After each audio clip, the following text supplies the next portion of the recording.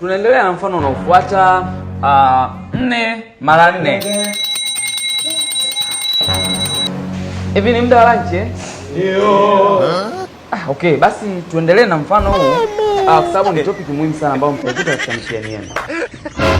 4 mara 4 16. Ndio. 3 mara 3 9. Ndio.